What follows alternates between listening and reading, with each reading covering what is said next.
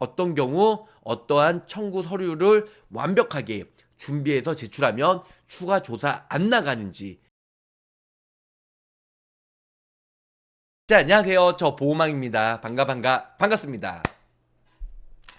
자, 우리 실손보험 지금 5천만 명 중에 4천만 명이 가입을 하고 있다는, 약 80% 정도 가입을 하고 있는 제2의 국민건강의료보험, 일단은 실손보험에 대해서 설명을 드릴 예정인데요.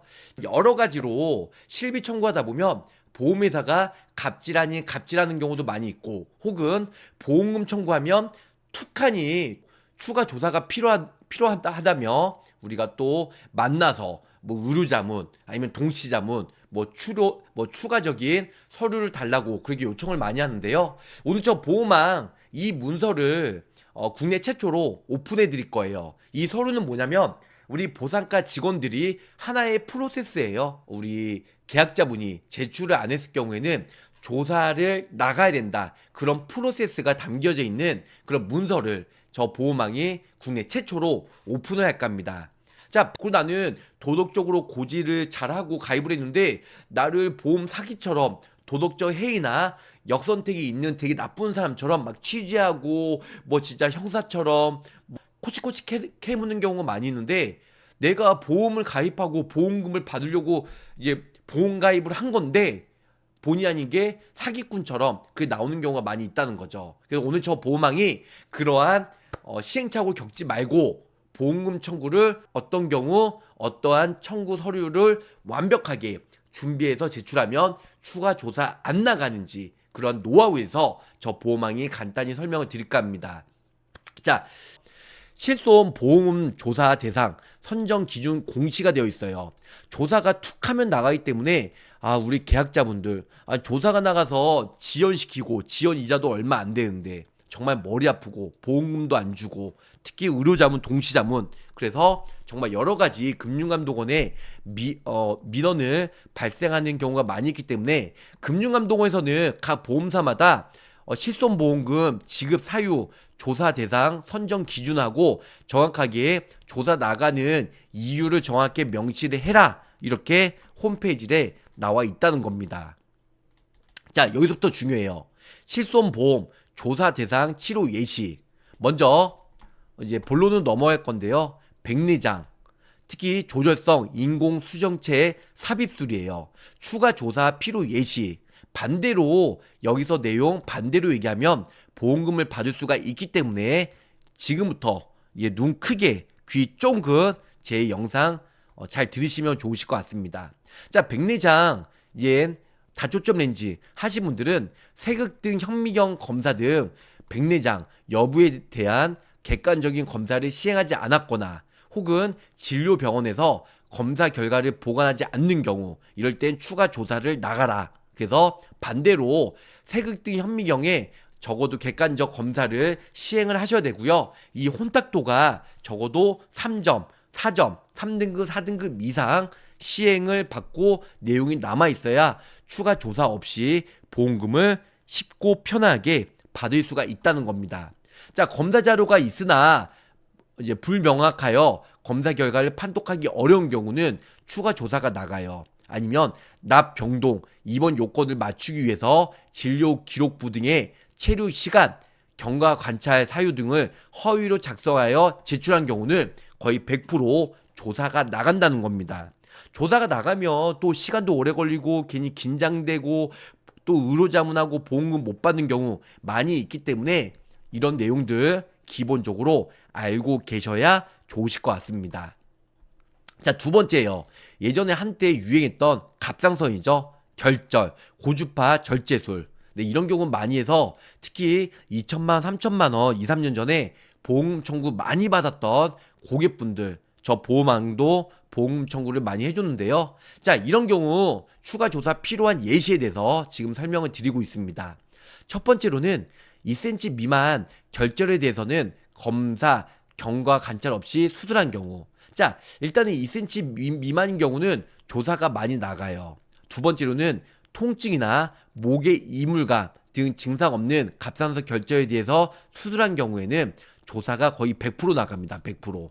그래서 특히 갑상선 결절 그렇게 불편하지 않아요. 2cm 미만 같은 경우는. 그래서 2cm 이상인 경우 이럴 때 거의 좀 이물질 느낌이 있고 조사가 안 나는 경우가 많이 있다는 겁니다.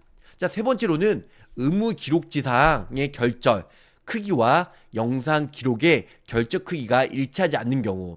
자, 의무 기록지는 막 2cm라고 했는데 일단 영상 기록지는 1cm야. 이런 경우 흔히 많이 있거든요. 그러니까 크기가 일치했을 경우에는 조사가 안 나가고 일치하지 않는 경우에는 추가 조사가 나가는 경우가 많이 있다는 겁니다.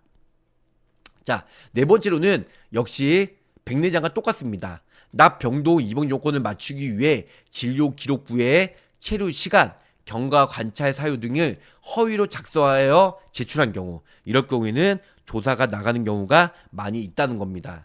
자, 세 번째로는 근골격계예요. 뭐 도수치료나 아니면은 신장문사, 체외 충격파. 자, 첫 번째로는 산부인과, 피부과, 성형외과 등의 근골격계 질환과 무관한 진료과에서 시행한 경우. 두 번째로는 염증성 변화, 암, 해부학적 변화를 일으키는 외상, 중증의 골다공증, 심한 퇴행성 변화, 아니면 골동맥에 증명된 기형이 있거나 의심되는 경우. 세 번째로는 의무 기록지상의 의료행위에 대한 구체적 내용, 증상 개선에 대한 평가가 확인되지 않는 경우. 네 번째로는 합리적 수준을 벗어나 장기간 반복 청구되는 경우. 이런 경우에는 조사가 거의 나간다, 이렇게 알고 계시면 좋으실 것 같습니다. 자, 네 번째로는 호흡기 비밸브 재건술이에요. CT나 비밸브 협착을 객관적으로 확인할 수 있는 정밀 검사가 없는 경우에는 거의 조사가 나가고요. 두 번째로는 정밀 검사 결과 비밸브 협착이 확인되지 않는 경우도 조사가 나갑니다. 세 번째로는 협착에 의한 코막힘, 증상 관련 과거 진단 및 지속적 치료력이 없이 수술한 경우는 거의 조사가 나갑니다. 맨 마지막으로는 코 성형 등 질병 치료와 무관한 수술과 함께 시행한 경우, 이랬을 경우에는 역시 조사가 100% 나간다. 그러면은 나중에 보험금을 못 받는 경우가 많이 있기 때문에 반대로 하시면 돼요. 반대로 서류를 완벽하게 준비하시고 합병증이나 여러 가지 뭐 수술이나 시술을 해야만 하는 객관적 근거를 이제 만들어서 제출하시면 조사 없이 보험금을 받을 수가 있다. 자, 다섯 번째, 여성분들이에요. 자궁 하이프 시술. 병원비 좀 상당 금액이 나오죠. 첫 번째로는 18세 이하 혹은 폐경 이후의 환자가 시행한 경우, 이건 좀 의심을 할 만하죠. 두 번째, 작은 근종, 자궁 선종 등 이외의 질병이 시행한 경우, 이런 경우를 많이 하는데 이외의 질병으로 시행한 경우 조사가 나가고요. 세 번째로는 타당한 의학적 사유 없이 반복, 분할 시술하거나 치료 효과가 미비한 경우, 이럴 때도 조사가 나가는 경우가 많이 있습니다.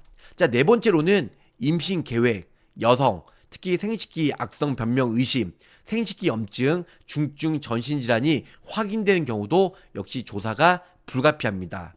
다섯 번째로는 출혈, 빈혈, 통증 등의 증상 관련 과거 진단 및 지속적 치료력이 없이 수술한 경우도 역시 조사가 불가피할 것으로 보이고 있습니다. 자, 두 번째예요. 실손보험 조사 대상 치료 예시에 대해서 지금 보험왕과 같이 늦은 시간 시청하고 있습니다. 자, 여섯 번째로는 하지정맥류예요. 배나실 등이죠.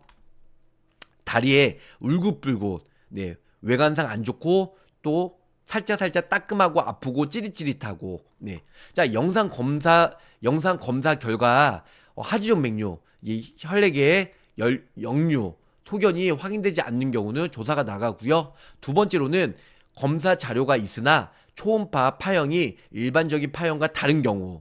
세 번째로는 통증 혹은 부종 등 증상 관련 과거 진단 및 지속적 치료를 없이 수술한 경우에는 역시 조사가 불가피할 것으로 보이고 있습니다.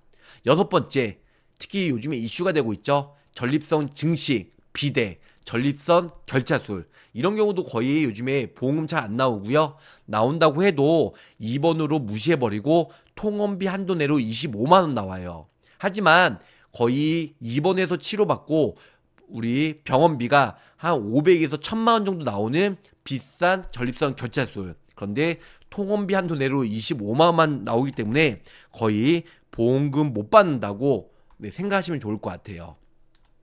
첫 번째, 신의료기술 평가 결과상 안전성과 유효성 효과를 인정받지 못한 사례에 수술한 경우는 거의 조사가 나가고 보험금 받기가 쉽지 않습니다. 두 번째, 빈뇨, 그다음에 절박뇨 등 증상 관련 과거 진단 및 지속적 치료 없이 수술한 경우 여러 가지 여러 가지 빈뇨나 절박뇨 등의 증상이 꾸준히 있고 나서 정말 어쩔 수 없는 경우 수술했다 이런 내용이 아니고 갑자기 수술한 경우 있어요. 생뚱맞게. 이런 경우는 100% 조사가 나간다. 세 번째, 치료와 무관한 시술과 함께 시행한 경우도 역시 조사가 나갑니다. 네. 또 하나, 발달 지연이죠. 관련 검사 결과 통계청 한국질병사인분류상 정신 및 행동장애 F코드로 의심된 경우는 조사가 나갑니다.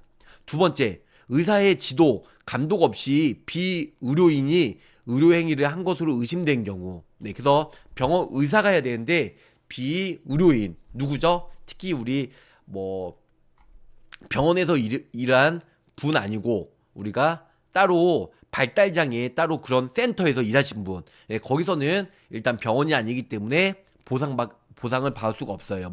사회복지사나 아니면은 작업치료사, 언어치료사 이런 분들 이제 병원에서 치료받는 경우는 나오지만 센터에서는 보상이 못 나간다. 세 번째, 의무기록지상 의료행위에 대한 구체적 내용의 증상 개선에 대한 평가가 확인되지 않는 경우. 네 번째로는 발달 지연 원인이 감별 충분한 검사가 이루어지지 않는 경우는 역시 조사가 불가피하다. 네. 또 하나, 선천성 비신생물성 모반이에요.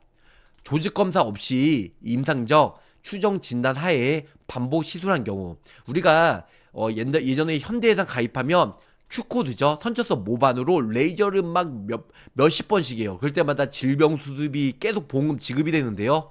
요즘엔 조사가 나가서 보험금 받기 쉽지 않습니다. 네. 첫 번째 내용 똑같죠? 네. 조직검사 없이 임상적 추정 진단에 계속 무한반복으로 질수 30만 원, 50만 원 질병 수습이 이 선천성 모반으로 한 50번까지 보험금 청구한 사람 봤어요. 정말입니다. 두 번째, 의무기록지상의 의료행위에 대한 구체적 내용, 증상 개선에 대한 평가가 확인되지 않는 경우. 세 번째, 자연호전이 기대되는 상태이나 시술하는 경우. 그러니까 우리가 선천성 모반 같은 경우 점점 나중에 점이 조그매지거든요. 점점 크면 클수록 큰 점이 조금해져요. 아니면 아프지도 않아요. 아프지도 않는데 괜히 자연호전이 기대되는 상태나 시술한 경우는 조사가 나간다는 거죠. 물론 미용 목적으로는 되게 보기가 좀 싫죠. 네. 하지만 일단은 이런 경우 외에는 조사가 거의 다 나간다. 이렇게 알고 계시면 좋으실 것 같습니다.